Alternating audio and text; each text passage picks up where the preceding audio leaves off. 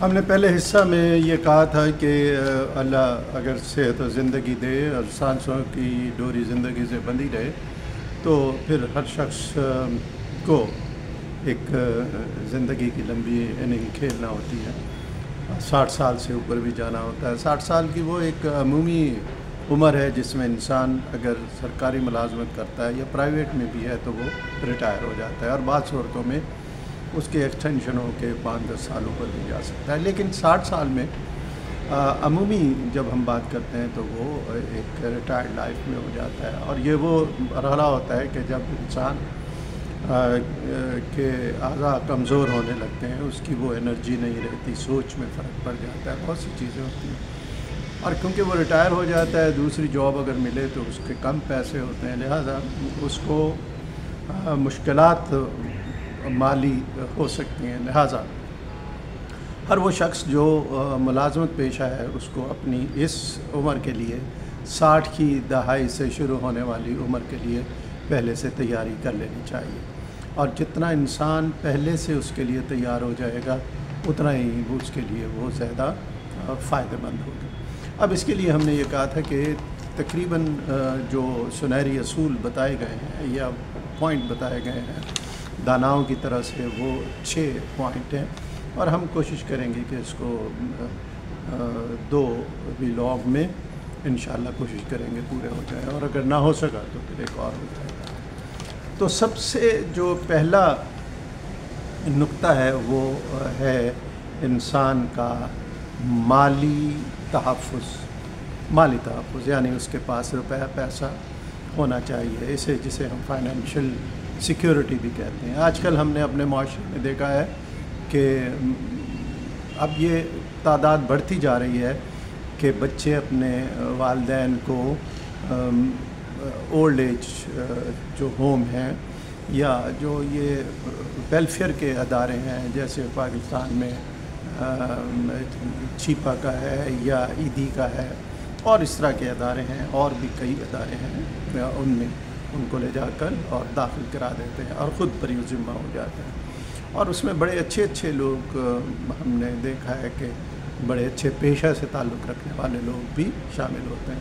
اس کی 2 ہی وجوہات ہیں. ایک یہ کہ یا تو ان لوگوں کی جو مالی حالت تھی وہ مضبوط نہیں تھی، یعنی انہوں نے جو کچھ کمایا وہ اپنے بچوں پر صرف کرتے رہے، ان کی پڑھائی کے لیے، ان کی شادیوں کے لیے، اور جب شادیاں بھی ہو گئی تو کیونکہ بطور باپ وہ اپنی ذمہ داری انہوں نے سمجھی کہ ہم ان کو صرف کرتے رہیں، ان پر خرچ کرتے رہیں، اپنے بہو بیٹے پہ، پوتے پوتیوں وغیرہ پر خرچ کرتے رہیں. تو لہٰذا جب وہ ریٹائر ہوئے تو ان کے پاس کوئی پیسہ نہیں تھا. اب جب وہ گھر بیٹھے تو بچوں کو وہ تمام خرچ ان پہ کرنا پڑا. یہ خرچ کرنے کے لیے ان کی جو آمدن تھی اس میں تقسیم کا عمل ہوتا ہے، یعنی کچھ رقم والدین کی طرف جائے گی، اور کیونکہ بوڑھی عمر ہے تو صحت کے مسائل بھی ہو سکتے ہیں، دوائی دارو کا بھی مسئلہ ہو سکتا ہے، لہٰذا ان کو خرچ کرنا پڑتا ہے. تو اس لیے ہم نے یہ دیکھا کہ ہمارے معاشرے میں بھی جہاں والدین کا بہت احترام ہے اور اس کے لیے دینی حکم بھی ہے، اس کے باوجود بھی لوگ ان کو خیراتی اداروں میں جا کر داخل کرا دیتے ہیں جہاں وہ اپنی بقایا زندگی کو گزارتے ہیں. دوسری وجہ یہ ہوتی ہے کہ والدین کے پاس اپنی جائیداد تو ہوتی ہے، لیکن اولاد کی محبت میں آ کر وہ اپنی جائیداد اپنی زندگی میں ہی بچوں کے نام کر دیتے ہیں. اب جب ان کے نام کر دی تو پھر ایک لالچی معاشرہ ہے، والدین کے پاس کچھ نہیں ہے اور وہ اس کو بوجھ سمجھا جاتا ہے، لہٰذا ان کو وہ اتارنے کی کوشش کرتے ہیں. تو اس لیے ضروری یہ ہے کہ اپنی اس عمر کو پہنچنے سے پہلے ہر شخص کو جو کام کرتا ہے وہ اپنی اس مالی تحفظ کی کوشش کرے. اس کے لیے وہ اپنی انشورنس کرا سکتا ہے. کچھ ایسی اسکیم بھی ہیں جس میں انسان اپنی پینشن کا تصور کر کے ماہوار کچھ پیسے ڈالتا رہتا ہے. فائنینشیل مینجمنٹ ہوتی ہے، انشورنس کمپنیز وغیرہ کرتی ہیں. کہیں کچھ اسکیم میں پیسے انویسٹ کر سکتا ہے. اس طرح سے وہ اپنے لیے بہت ایک مستقبل کو محفوظ بنانے کی کوشش کر سکتا ہے. اس سے اس کو ذہنی آسودگی حاصل ہوگا، ذہنی طور پر وہ مضبوط ہوگا، اور وہ اس کو یہ تصور ہوگا کہ وہ اپنے اخراجات کو اس عمر میں بھی خود اٹھا رہا ہے۔ یہ ایک ذہنی قوت ہے، سوچ ہے۔ اس سے وہ شخص بہت امیر نہیں ہو جائے گا، لیکن ایک جو تصور ہے اس کے سیلف سفیشینٹ ہونے کا، وہ تصور اس میں رہے گا، اور وہ اس کو بہت سی بیماریوں سے، ڈپریشن سے، اس طرح کی چیزوں سے وہ اس کو محفوظ کر سکیں گے۔ لہٰذا اگر آپ نے ہم میں سے کوئی ایسا ہے جس نے اب تک ایسی تیاری نہیں کی، تو وہ آج سے ہی اپنے مالی تحفظ کا خیال کریں۔ دوسرا جو نکتہ ہے وہ اس کی جسمانی صحت کا ہے۔ ہم بطور خاص ایسٹ کا جو معاشرہ ہے پاکستان اور اس طرح کے معاشرے میں، اس میں والدین اپنی تمام صحت کو، جوانی کو بچوں پر لٹا دیتے ہیں، جو کماتے ہیں بچوں پہ لگاتے ہیں، اپنی چھوٹی موٹی جو بیماری ہے اس کا خیال نہیں کرتے، اور کوئی اوور دی کاؤنٹر دوائی کو لے کر اس کو ٹھیک کرنے کی کوشش کرتے ہیں۔ نتیجتاً وہ بیماری اندر پلتی رہتی ہیں، اور جب وہ ریٹائرمنٹ کے قریب جاتے ہیں تو پھر ان کی صحت جو آپ دے چکی ہوتی ہے، وہ اس سوچ سے آگے بڑھ رہے ہوتے ہیں کہ چلیں کچھ نہیں، آگے جا کر ان کی اولاد ان کا خیال رکھیں گے، یعنی ان کا انحصار دوسروں پر ہوتا ہے۔ اگر آپ اس کے لیے تیار نہ ہوں اس زندگی کے لیے، تو پھر ہم دوسروں پر انحصار کی طرف چلے جاتے ہیں۔ تو جیسے ہی ہم دوسرے خواب اولاد ہو ان کے اوپر ہم انحصار پہ جاتے ہیں، تو پھر یہ ہمیں ایک کمزور بنا دیتا ہے، ہم کمزوری کی طرف چلے جاتے ہیں۔ تو لہٰذا مشکل ہوتی ہے گھروں میں، آپ نے دیکھا ہے جھگڑے ہوتے ہیں، اور بوڑھوں کی ضروریات کو پورا نہیں کیا جاتا ہے۔ تو لہٰذا آپ نے جہاں اپنی مالی تحفظ کیا ہے، وہاں اپنی صحت کا بھی خیال کیجیے، تاکہ بڑھاپے میں کوئی ایسی بیماری نہ آ جائے جس پر زیادہ اخراجات ہوں، اور پھر ان اخراجات کو اولاد، بھائی بہن یا اور عزیز اقربا برداشت نہ کر سکیں، تو اس وقت ایک بہت ہی انسان کو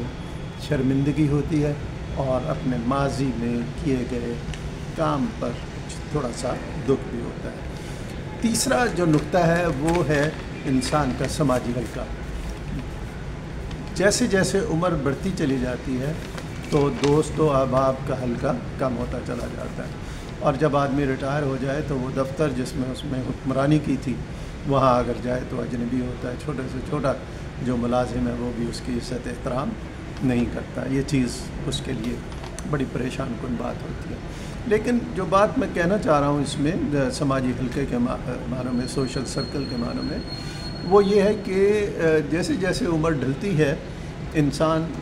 خود ہی اپنے آپ کو گھر تک محدود کرنے لگتا ہے، دوستیاں کم کرنے لگتا ہے۔ لوگ بھی کہتے ہیں بھائی اتنی عمر ہو گئی، اب بھی دوستی کر رہے ہو، دوستوں میں اٹھتے بیٹھتے ہو۔ تو لہٰذا وہ انسان کچھ محدود ہوتا چلا جاتا ہے، اور ریٹائرمنٹ کے بعد اس کے دوست اتنے رہتے ہی نہیں ہیں۔ وہ جو کام کے لیے آتے تھے وہ بھی اب اسے دیکھ کر دور چلے جاتے ہیں۔ یعنی ریٹائرمنٹ کے بعد پھر وہ شخص گھر تک محدود ہو کر رہ جاتا ہے۔ اب گھر میں کیا کرے، اظہار کہاں کرے؟ جو بچے ہیں وہ اپنی زندگی میں مصروف ہیں، ان کے اپنے کام کاج ہیں، بیوی بچے ہیں، وہ ان میں مصروف رہتے ہیں، وقت دے نہیں سکتے۔ تو یہ بھی ایک تصور اندر سے انسان کو کاٹتا ہے۔ اب اس کو اوور کم کیسے کیا جائے، اس پر کیسے ہم قابو پائیں؟ تو اس کے لیے ضروری ہے کہ ہم یعنی ریٹائر ہونے والا شخص، 60 کی دہائی میں پہنچنے والا شخص، اپنے جو سماجی حلقہ ہے اس کو بڑھائے۔ سماجی حلقہ بڑھانے سے یہ ہے کہ آپ لائک مائنڈڈ لوگوں میں آپ اٹھ بیٹھ سکتے ہیں۔ اس سے فائدہ یہ ہوگا کہ آپ اپنے دل کی باتیں ان سے کر سکیں گے، ذہن پہ کسی قسم کا بوجھ نہیں ہوگا، ذہن تر و تازہ رہے گا، خیالات کی آمد و رفت جاری رہے گی۔ یاد رکھیے کہ اگر ہم سوشل سرکل نہ ہو تو ہم تنہائی کا شکار ہو جائیں گے، اور اس تنہائی کا شکار ہونے کی بنیاد پر کیا ہوگا کہ بہت سے بیماریاں ہمیں گھیر سکتی ہیں، نفسیاتی مسائل ہو سکتے ہیں، ذہنی مرض ہو سکتا ہے، صحت گر سکتی ہے، اور پھر یہ گھٹن انسان کی عمر پر بھی اثر انداز ہوتی ہے، اور انسان یہ بھی سوچتا ہے جن بچوں کے لیے اتنی محنت مشقت کی، اب جب ہمیں ضرورت ہے تو پھر وہ ہمارے کام نہیں آئے۔ سوشل سرکل آپ کو نوجوان تو نہیں بنا سکتا، جو انرجی آپ سے چھن گئی اسے تو نہیں دے سکتا، لیکن آپ میں زندہ رہنے کی ایک رمق اور امید کو پیدا کر سکتا ہے کہ ہاں میرے سننے والے ہیں، گپ شپ لگانے والے ہیں جن کے ساتھ میں اپنی زندگی کو گزار سکتا ہوں، ورنہ گھٹنا مقدر بن جائے گا۔ لہٰذا کا یہ ہے کہ انسان اپنا جو سماجی سرکل ہے اس کو بڑھائے، اور بڑھاپے میں تو یہ بھی ہے کہ جو پرانے دوست ہوتے ہیں ان میں سے کوئی مر جاتا ہے، چلا جاتا ہے، تو پھر تعداد کم ہوتی چلی جاتی ہے، تو آپ اس کو کسی طرح سے ریپلینش کریں، اس سرکل کو آپ بڑھائیں تاکہ ان سے گفتگو ہو سکے، گھر سے آپ باہر نکلیں، ان سے بات چیت ہو تو بہتر ہوگا۔ یہ ایک نقطہ بھی ہمیں 60 کی دہائی میں پہنچنے سے پہلے اپنے ذہنوں میں رکھنا چاہیے، یعنی ہم ریٹائرمنٹ کے قریب جب پہنچ جائیں تو یہ نہ سوچیں کہ اب ہمیں ان لوگوں کی دوستوں کی کوئی ضرورت نہیں ہے، چھوڑیں جی اب گھر میں بیٹھیں گے، اللہ اللہ کریں گے، نہیں، گھر میں بیٹھنے سے گزارا نہیں ہوگا۔ کچھ دن تو سب ٹھیک ہوگا، لیکن کچھ دن کے بعد آپ کو محسوس ہوگا کہ آپ نے زندگی کا ایک بہت بڑا حصہ، لطف یا جو مصروفیت ہے اس کو کھو دیا۔ پھر آپ کو یاد آئے گی کہ آپ کے ساتھ وہ کہتے ہیں کوئی غم گسار ہوتا ہے، ہاں، کہ ہمارے کوئی بات کرنے والا ہوتا ہے جس سے آپ وہ بات کر سکتے ہیں۔ تو لہٰذا آج کے اس ولاگ میں ہم نے یہ 3 سنہری اصول یا 3 ایک ستون جو 60 سال کی دہائی میں پہنچنے پر انسان کی عمارت کو، جسمانی عمارت کو قائم رکھتے ہیں، اسے توانا رکھتے ہیں، تو 3 اصول ہم نے اس میں دیکھے۔ ایک تو یہ ہے کہ اس میں مالی تحفظ ہونا چاہیے، دوسرا ہم نے یہ کہا کہ اس میں جسمانی صحت کا خیال رکھنا چاہیے، تیسرا ہم نے یہ کہا کہ ان کو اپنا سماجی حلقہ نہ صرف برقرار رکھنا چاہیے بلکہ اس میں اضافہ بھی کرنا چاہیے۔ انشاءاللہ جو بقیہ 3 اصول ہیں یا ستون ہیں جن پر زندگی کے پلر بہتر انداز میں قائم رکھ سکتا ہے، وہ انشاءاللہ میں دوسرے آئندہ کے جو تیسرا ہمارا ولاگ ہوگا اس سلسلے کا، اس میں بیان کروں گا۔